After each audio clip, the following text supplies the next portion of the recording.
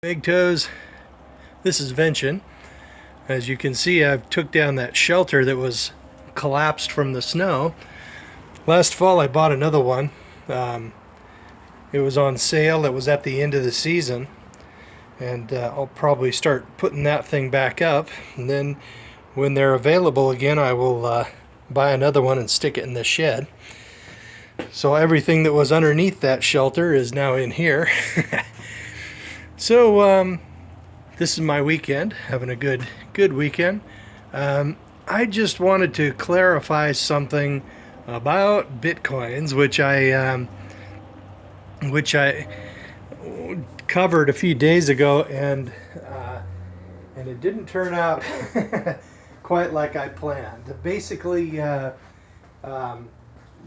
has been a lot of what they call FUD in bitcoins. It's called fear, uncertainty, and dread, and it's all about the Bitcoin fork, and how Roger Ver, and it looks like he's been co-opted or threatened or something.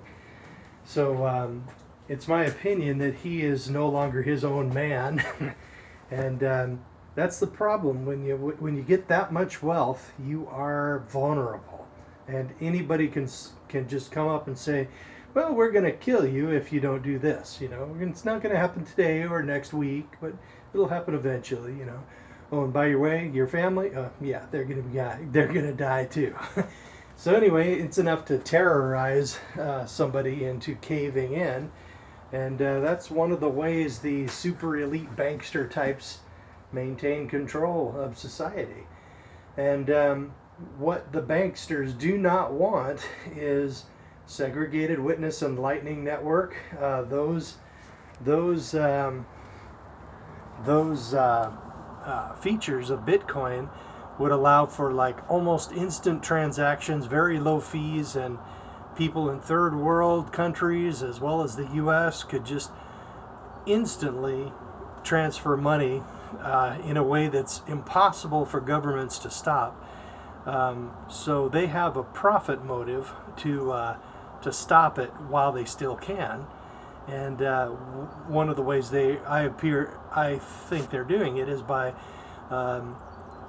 creating organizations to and getting in touch or getting in charge or threatening people who are running these organizations, like groups of miners in China and big whales who own a lot of Bitcoin, like Roger Ver, and they are forcing them to do things that are against the interests of the Bitcoin community. And the people of the Bitcoin community are vastly in favor of segregated witness and lightning network rather than just bigger blocks, the fork for bigger blocks, which would be what Roger Coin would be called. It would be basically the big huge blocks and the selfish mining empty blocks that the Chinese miners often do would cause those blocks to propagate slowly across the Chinese firewall.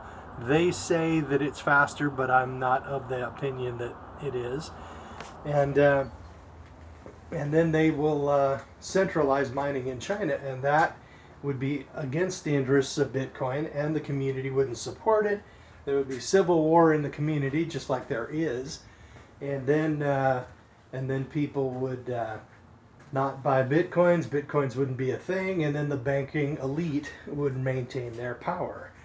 So that is, I believe, what's happening. So, but this big bunch of FUD spread by some of the Bitcoin whales and Vinny Lingham, basically they have tried to scare people into selling all their bitcoins, and man, did it ever work on me. I sold bitcoins at $935 each. Can you believe that shit? And now I have lived to regret it, but because now they're like 1,020 or something like that. But so, I mean, that's water under the bridge. I mean, I'm going to have the check hit my my bank account very soon, and then I will send my final house payment for the house mortgage here, and then I will be paid off. See that deck over there? There will be no mortgage on that deck. Good times. Anyway, so I'll be able to live comfortably. Unless I change my spending, I will be living comfortably on about 30% of my take-home pay. And man, I was in that situation when I used to own the condo after I paid it off, and yeah, that was pretty darn awesome, I gotta say. So that's not a total loss. And most of those Bitcoins, which I sold at 935 or 25 or whatever, most of those Bitcoins I purchased for like $250 or $300, $400, something like that. So it's not all bad. And but it could have been better. And I was thinking about deleting that video that I made the other day, but then I realized, man, that is a perfect example of a guy who is reacting emotionally and panic selling because of FUD. And it's embarrassing as can be. You know, it's like cringe-worthy embarrassing to watch that video now. But just for the education of my fellow MGTOWs, it's important that I leave it up because you know, if you ever look at your own behavior and find yourself reacting like that, that will be the time to to throttle back and take a deep breath and put everything Bitcoin related away and just take a break for a few days. And 90% of the time, those panics, all of those big huge dips, those are panics, people panicking just like I did. And man, 3 years since 2014 I've been buying Bitcoins, and I've resisted all of these dips and panics and freakouts, and I've just been laughing and constantly adding to my position in Bitcoins. And then this one time, and I think it's because of Vinnie Lingham's FUD, I believe that is what kicked me over the edge into panic. And I freaking panicked, and I panic sold. And it's embarrassing as can be, but I'm going to leave that video up as an object lesson to all of my fellow MGTOWs. Don't panic. So yeah, I mean, I guess you can't be perfect all the time, and it's sad that I panicked, but at least I'm going to get my mortgage paid off. That's going to be real friggin' nice. And that'll be all the money I ever put into Bitcoins with a little more. So everything I have invested is now off the table, and all of what I have in Bitcoins now is just gains. So part of the reason why I was able to be panicked in that way is because I think I had too much money into it. You know, there was just far too much of my net worth was invested in Bitcoins, and I wasn't properly diversified. And then when something came up to threaten that investment, I caved. So currently, I have Bitcoins in Coinbase waiting to be liquidated. I'm waiting for it to come back up a little bit more, and then I've already liquidated about half of what I need to pay off the house, and the rest of it is still in Bitcoins, and it's going to be coming, you know, it'll within the next couple weeks, or maybe even next month. I might wait a month before I liquidate it, and just pay off the first half of the mortgage this month, and then I'm going to give it a little time to come back to maybe 1,100 or so, and then I'll liquidate and send it, basically. And then I don't know if I want that much money in my checking account all at once. So maybe I will take 2 months to pay off the mortgage. So we shall see. But anyway, what I'm going to just say is don't panic. And currently, I probably have about half of what I used to have in Bitcoins. And but it's not just Bitcoins. I've been spreading it across Dash, Ethereum, and Litecoin, as well as Bitcoin. So so I don't have everything all in one basket, right? If one of those currencies dives into the dirt, oftentimes the other currencies come up a little bit, you know. And I don't do much trading, although I have done some. You know, in certain situations, if you have multiple currencies, you know, one gets pushed down dramatically, you can like sell from the others into that other one using like shapeshift or change jelly or you know, a couple of services like that. And then you can you know, technically make money, but I don't believe it becomes money until it turns into US dollars and you actually spend it, you know. What you're changing is like silver rounds for like gold eagles or something. Those are just like for like transactions, and I don't believe they're much of a problem. But when the time comes for me to turn it into dollars and do things like paying off mortgage or buying a car or something with it, well, then it's tax time. And man, capital gains tax are freaking brutal, guys. Trump has some plans in there to moderate the capital gains tax a little bit, but man, even if you're a regular working class guy, you could pay like 40% on capital gains. So it's not going to be fun, and it's going to cost me a lot for when I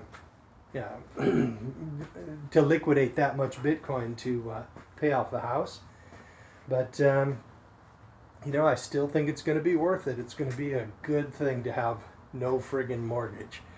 So I'm just going to say that I'm not totally out of Bitcoin like I was thinking about. I mean, the way that Vinny Lingeman was going on, it was like the whole freaking universe of Bitcoin would be imploding into the center of the earth. And I believe what that was is what they call FUD, fear, uncertainty, and dread. He said he sold all his Bitcoins, and you know, you never really can tell who's telling the truth in situations like that. So yeah, I am not 100% out of Bitcoins. And let's say if the worst thing occurs, the Bitcoin fork occurs, right? Now, what we would have then is most of the miners would be mining the new fork because they're all in China, most of them anyway. And they would be mining the Bitcoin Unlimited side, the Roger Coin side, and they would, and all of that hashing power would be in China. And there would be some who would opt to remain in the Bitcoin, the original side, right? And once all of that hashing power moves over to the other fork, it would cause a tremendous lockdown of transactions. No, there wouldn't be enough transaction processing power to secure the network or like basically hash the transactions. So what would happen is the core developers, they would have to come up with another fork, basically, which would be the SegWit side, which would adjust the mining power down to what the mining requirements are in the current, in the new side. Basically, all the people who are mining the SegWit side, they would then have their power adjusted so that they could begin, earning their Bitcoins. And Roger Ver says that he would use his Bitcoins on the original side, he would sell them all. Like he owns thousands of them, and he would be basically using his bitcoins as a weapon of mass destruction to obliterate the other side. But there are a lot of people who are so adamant against the Bitcoin Unlimited side, and I'm one of them. That they would never yield. They'll still be running some kind of miners, no matter what, on the original fork. And then as soon as the power level is adjusted, their hashing requirements are adjusted, then they could begin mining the network effectively at the lower hashing rate. And then, segregated witness and Lightning Network could be installed, and then Bitcoin would be, the Bitcoin segregated witness side would be a vastly better currency for the world. You know, people could then they could buy coffee with it, they could buy a pack of gum with it, and the transaction would process almost instantly. So that is what I am really excited about. Having big, huge blocks centralized in China, that doesn't do a shit anything for me. So basically, my current spread is like 30% Bitcoin, about 32% Dash, 20% Ethereum, and about 15% Litecoin or something like that. It's just a guess. That probably doesn't add up to 100%. But and then once the house is paid off, I'll have about 70% of my income surplus every single month. It'll just be extra. And during that, and I plan to use a lot of those months, that monthly surplus, I plan on putting a lot of it into crypto, and a lot of that, 30% of it or so, is probably going to be going right into bitcoins, and then you know, there's going to be some confidence problems when they're agitating for the fork and spreading their FUD, but I think I'm going to stay in Bitcoin to some extent. So man, if anybody followed my advice of selling everything, you got royally screwed just like I did. So, man, if any of my MGTOW brothers followed that advice and sold really low like I did, man, a lot of people did. The FUD that the insiders have spread has fooled a lot of people, including me. And man, and here I spread it on just like everybody else did. I panicked. Man, it's never a good idea to panic unless a lion is chasing you. So, okay, MGTOWs, that's about all I got for the day. Don't get married. Later.